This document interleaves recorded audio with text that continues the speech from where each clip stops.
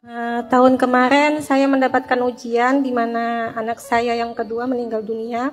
Anak saya meninggal karena operasi jantung. Dari bayi sudah didiagnosa penyakit jantung bawaan. Anak saya dijadwalkan untuk operasi dan qadarullah anak saya tanggal 31 Juli bertepatan hari ulang tahunnya dipanggil Allah Subhanahu wa taala. Sebelum melakukan operasi, mama saya terutama tidak setuju untuk diadakannya operasi tersebut. Dikarenakan kalau dilihat anaknya itu seperti anak yang lain, sehat, tidak ada kayak pada anak umumnya lah. Tapi setiap bulan itu dia mengkonsumsi 3 jenis obat untuk memperlancar pertumbuhannya. Pertanyaan saya, Ustadz, apa betul keputusan yang sudah saya ambil itu salah atau memang sudah jalannya dari Allah? Nabi setiap punya anak laki-laki umurnya masih kecil, ada yang bahkan cuma 3 hari meninggal. Punya anak laki-laki meninggal, punya anak laki-laki meninggal. Orang yang diuji dengan kehilangan anak ini bukan orang sembarangan menurut saya. Orang yang sangat istimewa. Karena Nabi pun diuji dengan kehilangan anak. Sama seperti orang yang kehilangan orang tua di masa kecil.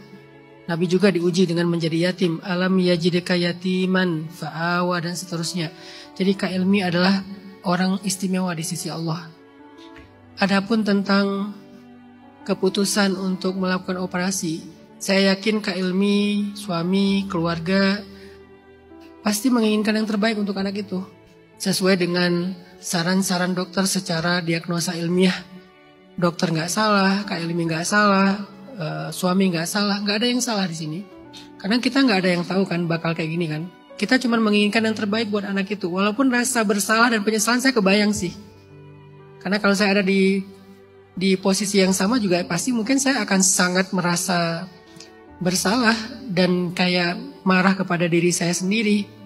Tapi apakah itu akan mengubah keadaan? Enggak. Lalu apa yang sekarang kita bisa lakukan? Kita coba jadikan peristiwa ini sebagai sebuah motivasi. Apa motivasinya? Saya pengen ketemu lagi dengan anak saya. Insya Allah anak Kak Ilmi itu udah nunggu Kak Ilmi di pintu surga. Bahkan dia menjadi salah satu penolong Kak Ilmi nanti di akhirat. Karena di akhirat itu yang memberi syafaat bukan cuma Rasulullah. Ada yang namanya wa ma tanfa'uhum syafa'atus syafi'in. Syafi'in itu artinya banyak. Yang syafaat tertinggi itu pastinya syafaat Rasulullah, yang namanya syafaatul uzma. Ada syafaat anak yang hafiz Quran, bisa menyelamatkan 10 orang. Ada syafaat orang yang syahid, bisa menyelamatkan 70 orang.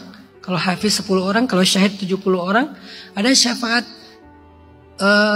guru yang solih, ada yang syafaat teman yang solih, ada syafaat anak yang solih.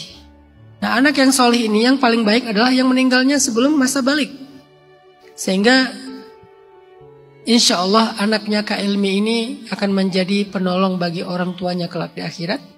Keadaannya jauh sekarang lebih baik daripada hidup bersama kita di dunia. Walaupun kita terpisah dengan dia.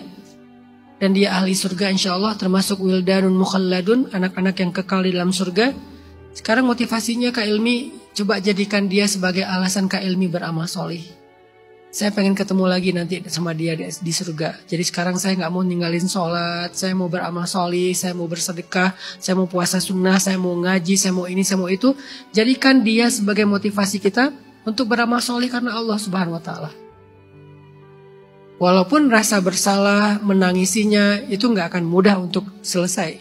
Tetap ada, cuman imbangin aja. Imbangin dengan, saya gak bilang jangan merasa bersalah, tetap ada. Saya yakin itu susah untuk menghilangkan rasa itu. Walaupun keputusannya bukan karena kesalahan kita. Tapi rasa bersalah tetap ada. Imbangin aja dengan qadarullah. Berarti sekarang saya akan beramal solih supaya Allah mempertemukan saya lagi dengan dia. Semakin banyak amal soleh saya karena Allah, semakin cepat saya ketemu dia. Karena kalau amal soleh kita tuh sedikit, dosa kita banyak, kan nanti hisabnya lebih lama kan.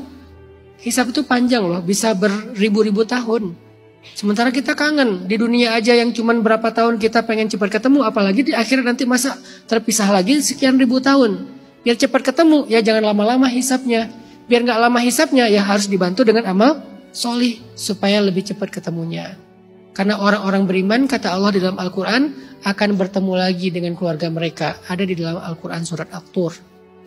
Orang beriman akan bertemu lagi dengan keluarga mereka. Sehingga semoga Kak Ilmi akan ketemu lagi dengan putranya, dengan anaknya dalam keadaan radiyatan mardiyah.